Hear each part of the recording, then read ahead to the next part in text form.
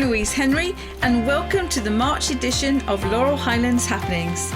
This episode is part of the Laurel Highlands Happenings podcast series, and our new podcast takes us out on the road visiting Laurel Highlands destinations on location, hopefully giving you, the listener, an authentic feel of things to see and do here in the Laurel Highlands.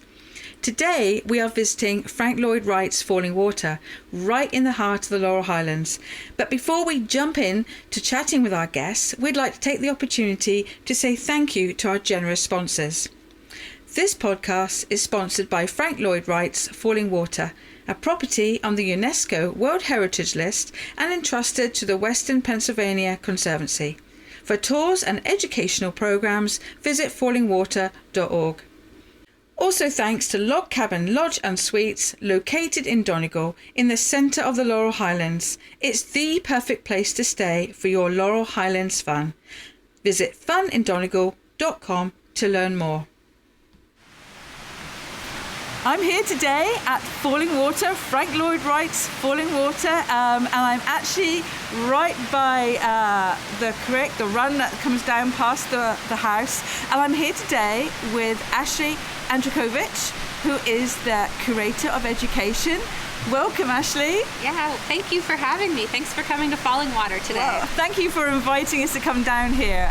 We're sat outside, and we're actually on a terrace. What terrace is this we're on? This is the East Terrace. So to our right, we're seeing Bear Run, the stream flowing beside us and underneath us. And to our left, we can see into the living room. So it's a lovely, lovely location. We wish it was a little bit warmer. It's just the beginning of March, and we're here because Fallingwater will be opening their doors on Saturday, March the 5th. 2022. Yes, we're very excited to reopen for tours. Ashley, you're the curator of education. How long have you been here? And just tell us what your role here as the curator. Sure. Yeah. So I am in my 7th year here at Fallingwater, and I have a really fun job. I oversee all of the education programs that we have. That includes the tour program that we were just talking about, and we'll talk about a little more.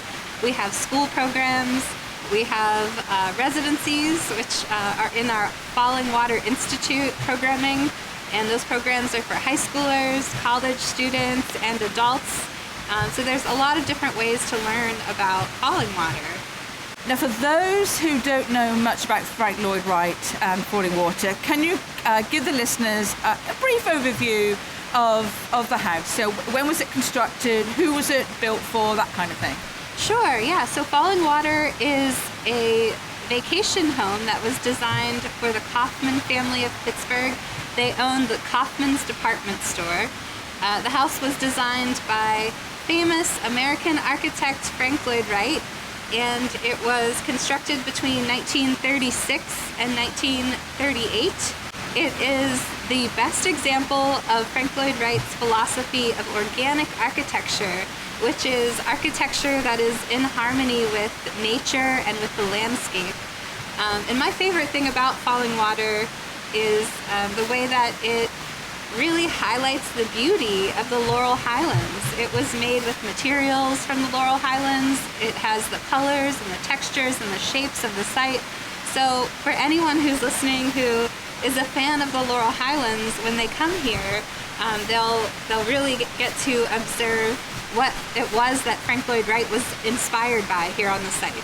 I have to say, we can't get much more organic than this, because we are sat on this terrace and the water is flowing, and it's flowing into the house. And when you come and visit the house, you will see it's just kind of embedded into the hillside.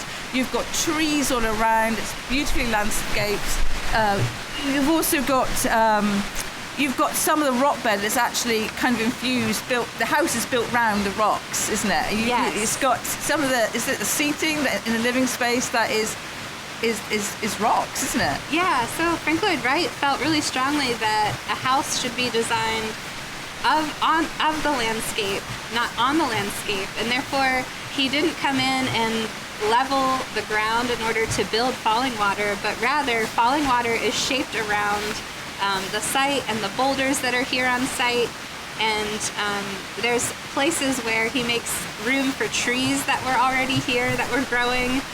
So he was really trying not to disturb nature when he was designing and building this house. Absolutely. When you walk inside the house, he's got this whole idea of bringing nature into the house, but he also has the whole compression thing.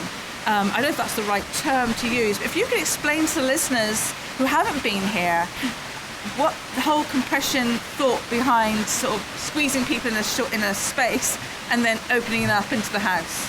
Frank Lloyd Wright was such a skilled architect that there are aspects of his design that sort of manipulate us the way that we feel when we're inside and direct our movements. And so there are spaces in the house like the second floor hallway that are really dark and compressed. And Frank Lloyd Wright knew that we would sort of rush through those spaces, maybe not linger for so long because of the way those areas make us feel.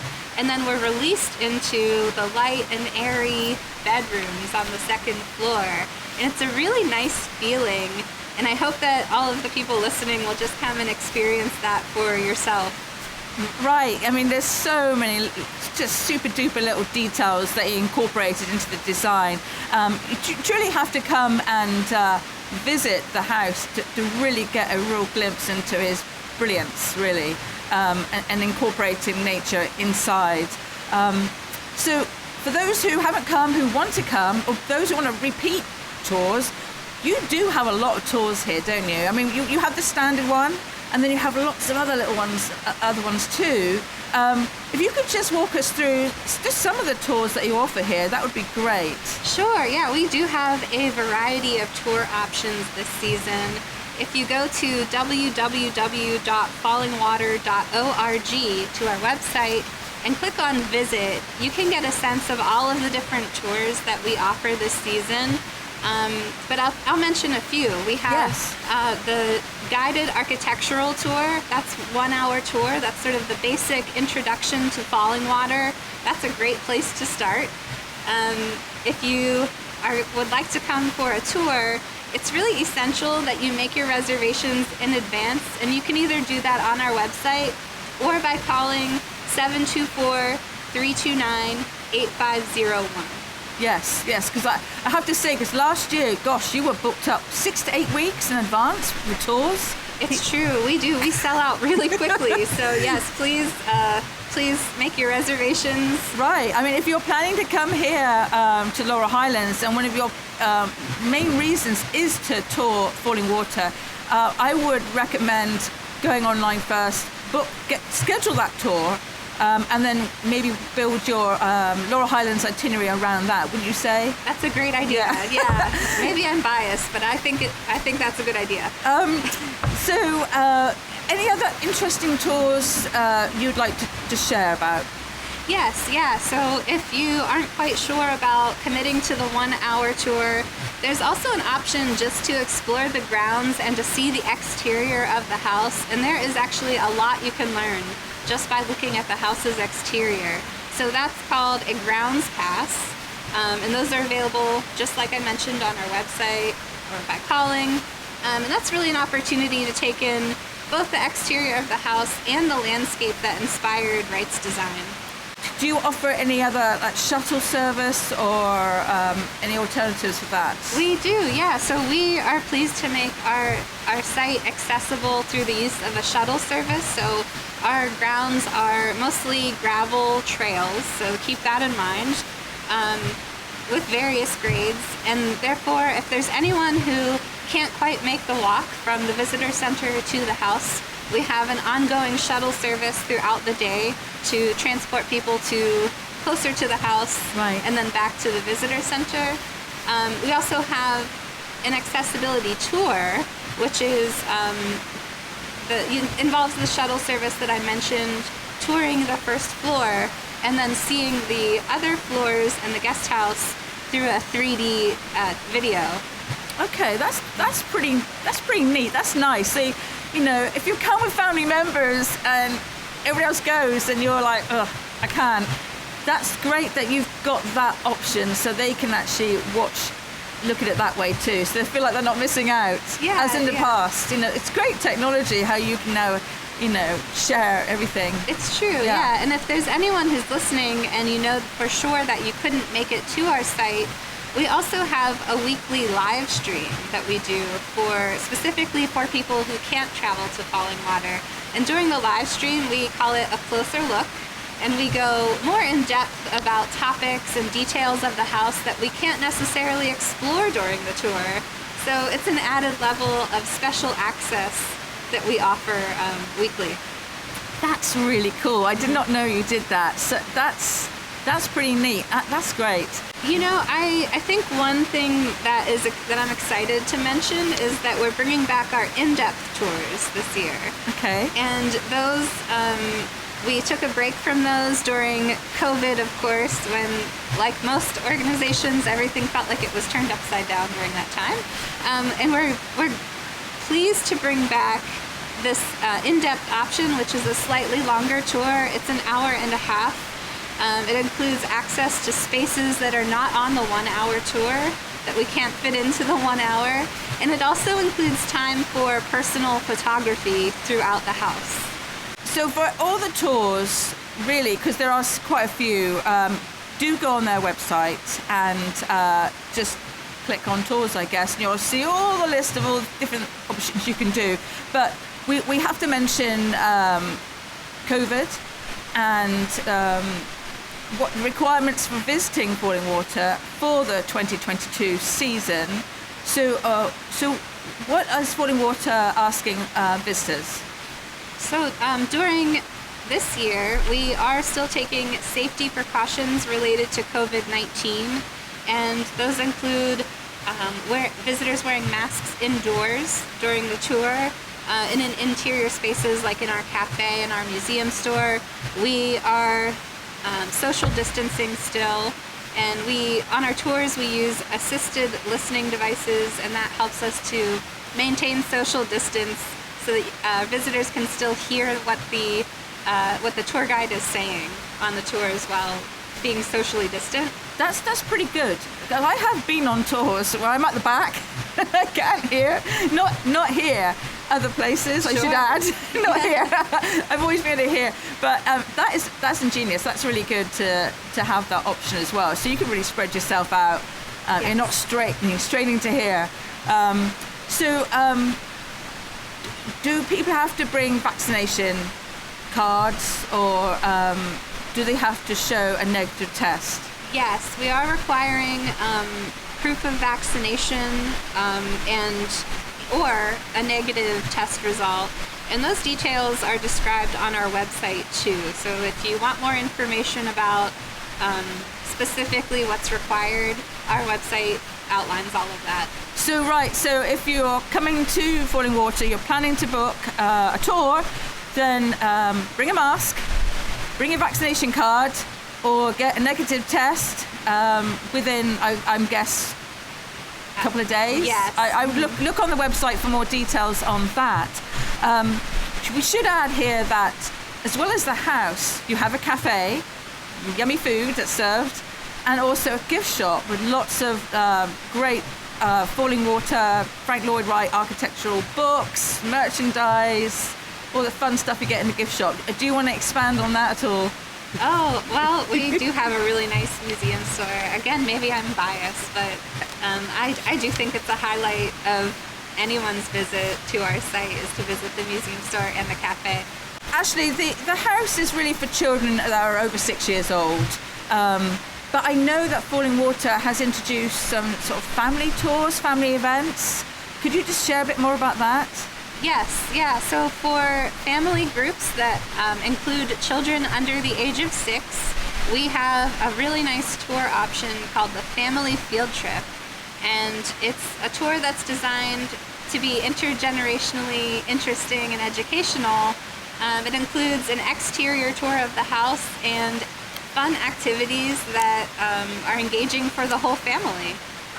So does it involve, how do you get the kids to, because at that age their attention spans sort of Not long. Having Yeah. had kids.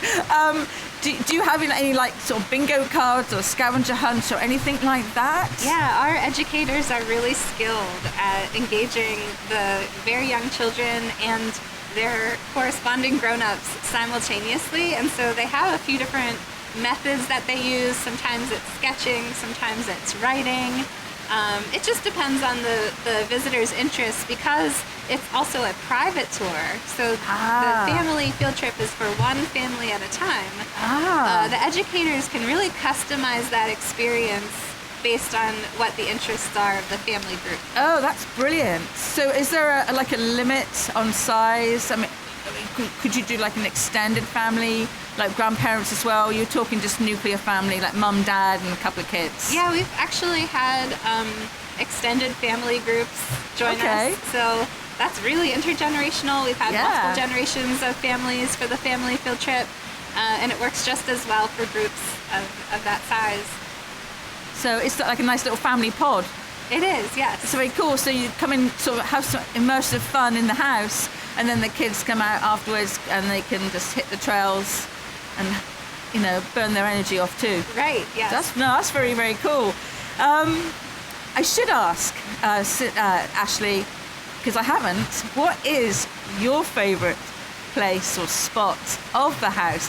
Is there a place on the trail that's really quiet and you like to chill out, My favorite part of the house changes probably on a daily basis, because I get to spend so much time here exploring. Different things will catch my eye on different days, but today I am really appreciating the living room space. When you step into the living room space, I think that's where you can really observe the ways that Frank Lloyd Wright was blurring the lines between the exterior and interior space. And there's something about being in that room that makes you feel like you are standing outside. You can't quite tell. Right, I know exactly what you mean. Is there a certain time of day, like when the sun hits it and it's like a real warm little spot, the sun coming through? I'm sure that just like, this is a nice spot. That's a great question. The answer to that question really changes depending on the season. In March, without all of the leaves on the surrounding trees, there's brighter sunlight in the rooms, and there's very dramatic shadows that happen throughout the house. And for example, on the second floor, in Edgar Kaufman Sr.'s study and dressing room, the corner windows make a really nice geometric pattern on the floor. And for some reason, it just doesn't quite happen like that the rest of the season. It's really in March and in April when you can see it. It's dramatic. That's fascinating. I never would have thought of that, but yes, because now there is no real leaves on the trees. So you can see there's more visual. Absolutely. Yeah, it is a great time of year to visit. I think even when you're on the trails here on site in March, you have a lot more visibility of the house from more angles than when the leaves come in. This is so true. Summer's lovely too. You've got the warmth and everything's just, just beautiful. It's all very green and you've got flowers. Fall is this vibrant and bold colours too. Yes.